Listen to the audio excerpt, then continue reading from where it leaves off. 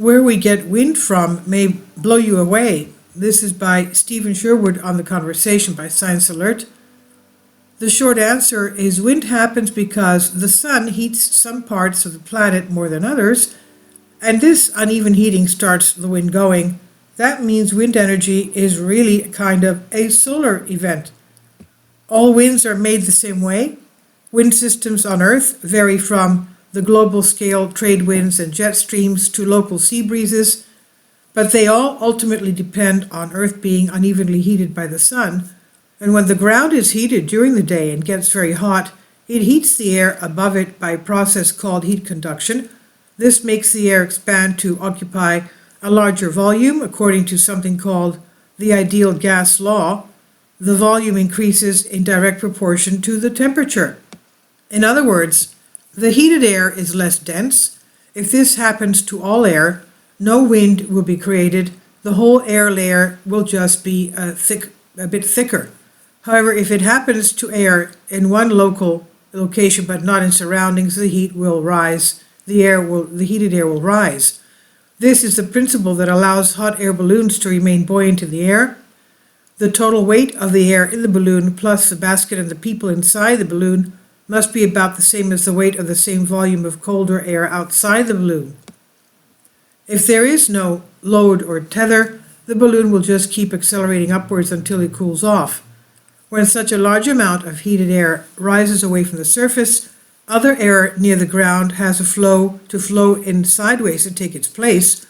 The larger the area over which this happens, the stronger the horizontal wind needs to be to get all that air into position. This phenomenon gives us daytime sea breezes near coasts that can be fairly strong, where cooler ocean air flows in to replace the warmer continental air as it rises up. Over many days, a similar process gives us monsoons because the heating is stronger in summer and weaker in winter, leading to strong temperature contrasts and winds in summer and often opposite ones in winter.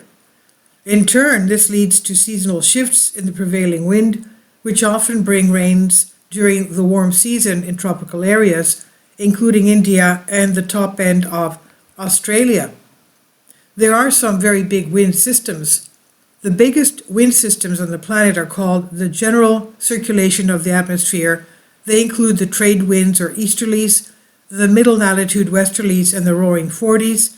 These large wind systems happen because the tropics get more sun than the poles and obviously become a lot warmer. That warm air naturally starts to rise and wants to flow towards the poles, while polar air wants to come down to the tropics. Of course, it takes a long time and many days for the air to make such a long trip. Meanwhile, Earth is constantly rotating, which means things try to move in a straight line and they will seem to gradually turn. The poleward flowing wind gradually turns towards the east and becomes the mid-latitude westerlies. Westerly means from the west. The low-level wind, heading towards the tropics, turns towards the west and becomes the easterlies, also known as trade winds, because ship captains have used these to cross the oceans for centuries. The middle latitude westerlies are very strong at high altitude, approaching 300 kilometers an hour in some places. You can see a great interactive visualization of the winds on the planet. This is from Stephen Sherwood, Professor of Atmospheric Sciences, Climate Change Research Center, UNSW in Sydney. The article was republished from The Conversation under Creative Commons. This is on Science Alert. Please leave your comments and thank you for your support. Kindly support my Patreon account.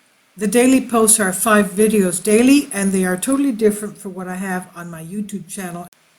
Thank you so much for your support and that you find all my content so interesting. You'll find the Patreon account details in the description box.